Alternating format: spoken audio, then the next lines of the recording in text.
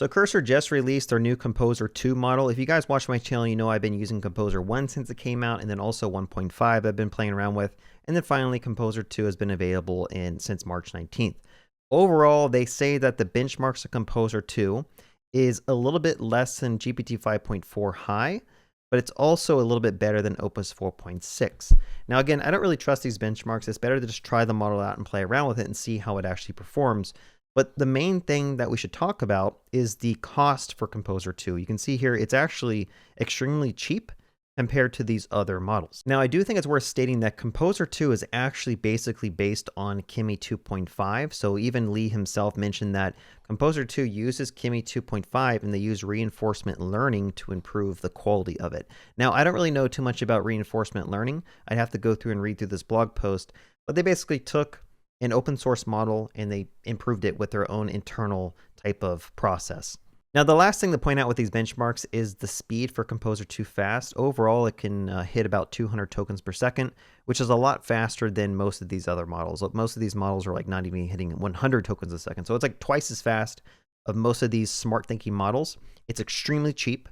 And overall, it's almost just as smart as these other models. So if you can find a model that's extremely cheap, fast, and accurate, you basically have a winner in my opinion. Now, before I dive into testing out Composer 2, I do want to say I have a course. You can go to agenticjumpstart.com where I teach you how to do agentic coding, how to code with Claude Code and Cursor. I have over 12.5 hours of content where I teach you all the basics of agentic coding and much, much more.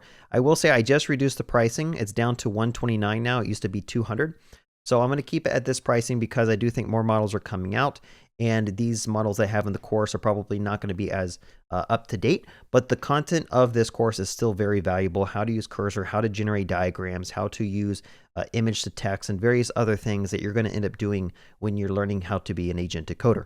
I'll put the link in the description and in a pinned comment. We're going to open up a project called Drone Wars, and we're going to see how far we can get with just prompting this with like Three.js to build out a 3D game that I can maybe control like a quadcopter or a drone and fly it around a 3D world. Now, I will say these little projects where we build out a small scale thing, it doesn't truly test the quality of the model. Often, even at work, I have a large scale project and I always just default to Opus because it's able to figure out all the edge cases and the complex business logic of the project, much more so than like I would say Composer. But again, I haven't really tried Composer 2 on my work project. So let's keep this simple.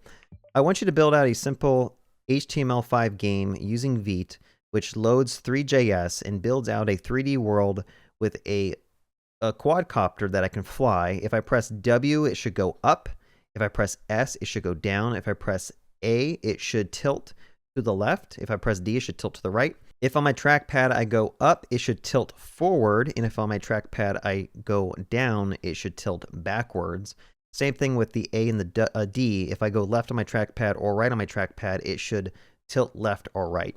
Now, before I kick off this plan, I'm going to go ahead and say, try to make sure that the code you write is decoupled and modular. So all the different objects in the game are separate files and those are all imported. Make sure you use TypeScript and make sure that all the magic numbers are set up in a configuration, centralized configuration, so I can easily tune the game. And also have the map have a ground plane that the quadcopter can interact with. It should be able to land and not go through the ground. And also add some random boxes throughout the game that I can run into, which will cause the quadcopter to basically crash. Try to find an open source physics library if necessary to implement this into the game so I can actually have 3D collisions working. Okay, so overall, this is a pretty big plan, and we're going to try to just, really stress test Composer 2 to see how it works. Now, one thing I like about Composer 2 is it's very fast. So like within a couple of seconds, you'll see the plan probably get generated.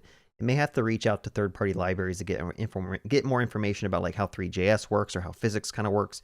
And then also it's probably going to find example games that are already out there because I'm assuming that this is a pretty common scenario of having like a flight simulator, right?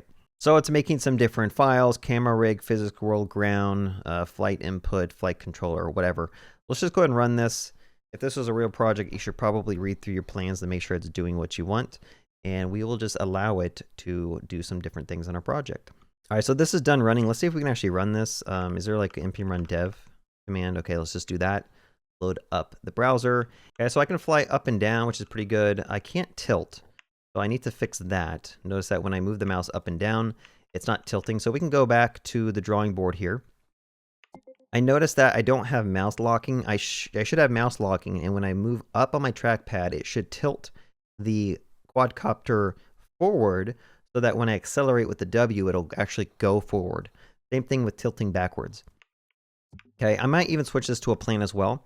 I have found that just doing plans helps it be a little bit more thorough and figuring out what exactly might be wrong. And you can do this a couple of times and it's super fast. And if it can't figure it out, that's when I probably switch this to GPT 5.3 codecs. I still use a 5.3 a lot. I don't know why. It seems like it's actually very smart compared to 5.4. But anyway, let's just look through this plan. Pointer lock, let's run that. All right, let's test it out, refresh the page. And now it's tilting the wrong way, but that's fine. I'm going to go back and just say invert the tilt direction with the mouse. Also invert the trackpad left and right.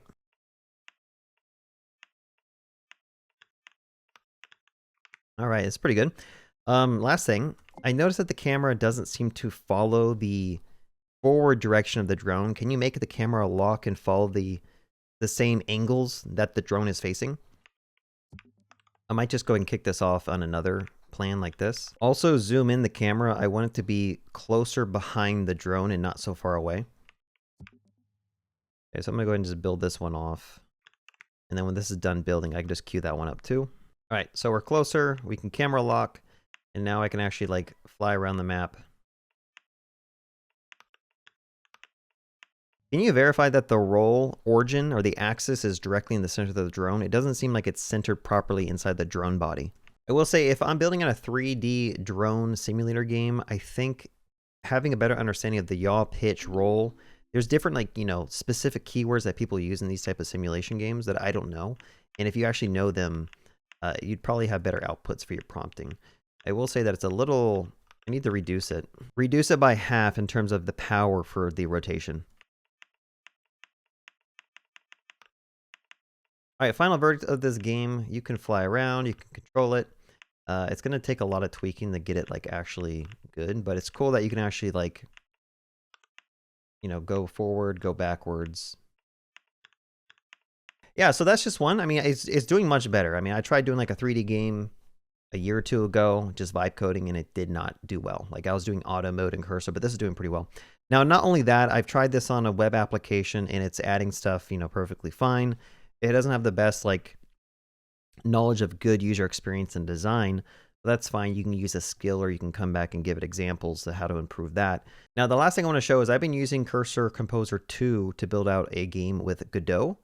And it's a really simple game, but again, just trying to prompt using Cursor, it kind of generated these images for me. And we have this game, it's tile-based game, a turn-based game, I should say, where you can actually shoot. We got some upgrades. I could do, see, piercing rounds, how about that? But yeah, overall, I mean, it seems like it's doing good. It does require just like prompting and prompting until you get it to be what you want it to be. But I like this model a lot, and obviously I've been using it a lot on my channel. I've been using it on side projects, and I'll probably continue to use it just because it's cheaper, it's faster. All right, that's all I want to kind of demo with Composer 2. I mean, I'm not sure what you guys wanted to see me do with Composer 2. Like, is there anything else you wanted me to build out? It's so hard to actually like give you a legitimate opinion on these models until you play around with them day after day and you start seeing the nuances of like what they're good at, what they're not good at, where do they fall short. But overall, I mean, I'm impressed with Composer 2. I think it's a really good model. So other than that, leave a comment if you guys have something else you guys want me to make a video about. Have a good day and happy coding.